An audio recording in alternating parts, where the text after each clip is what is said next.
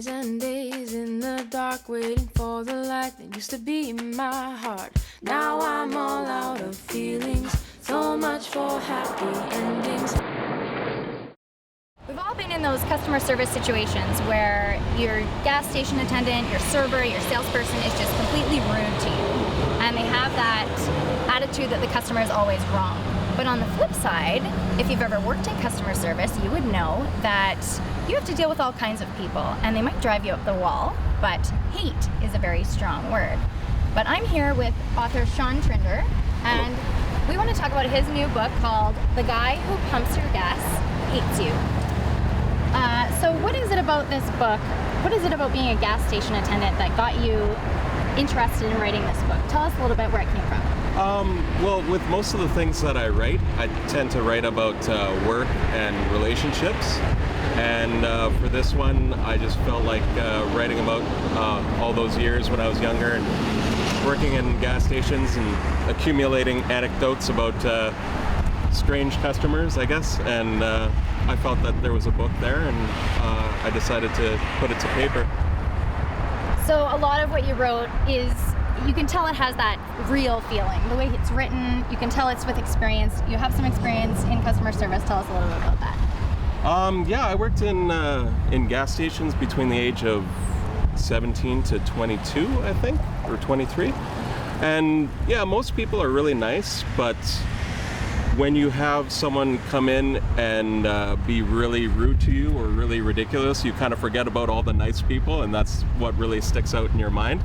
So I kind of focused on the rude and ridiculous people for the book, but there's a lot of really good people out there. For sure. Now, Brendan is the main character in the book, and as you mentioned, he's worked in a gas station, much the same as Sean did. He's got this kind of sort of, I don't know, negative, cynical view on the world, but at the same time, he's very endearing. You can't help not to root for him. You want him to succeed in his life. Was that intentional to give him that kind of a character flaw? Yeah, I think when you boil it all down, he's just very unhappy with his station in life. He's 20 years old, he's working in gas stations, he's living at home with his dad. He wants to be a writer, but he doesn't really know how to go about making that happen.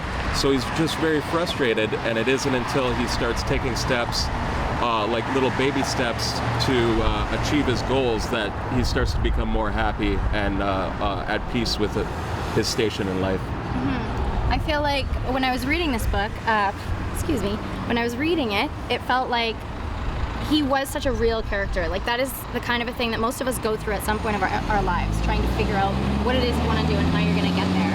It seems like Brendan kind of stumbles upon this realization. Yeah, well, he gets some help too. His relationship with his dad kind of gets better throughout the book, and they start really kind of helping each other out a little bit more. And he meets a woman in a writing workshop that really kind of helps him, make practical goals and when it comes to writing, and helps him to kind of achieve those goals.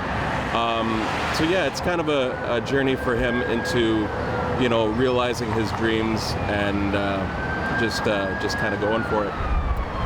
So I just want to point out how well written the book is. It's not just a good story, but I have to say, I really liked the way it was written because it was in his true voice. Like, you could tell that this was written from the perspective of someone who had just been fed up with his station and ready for change. I just want to show you which chapter is it? 48. Can you get that? I don't want to talk about it. That's the whole chapter. And I thought when I hit that point, it's also sort of a low point in the story for Brendan.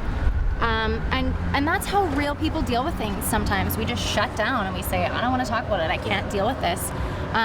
But at that same time, you're still rooting for Brendan to pick back up, and hopefully chapter 49 is a better one for him. So you'll have to read the book to find out how it works out. But any more novels in the works for right now?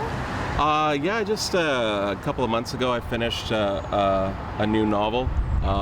Just waiting to hear if anything happens with that one. And yeah, I've got a whole Word file on my computer of different ideas for different things. So there'll be more stuff in the future. Yeah. Awesome. Well, thank you very much for talking about it with us, and thank you. congratulations on your book. Thank you very much.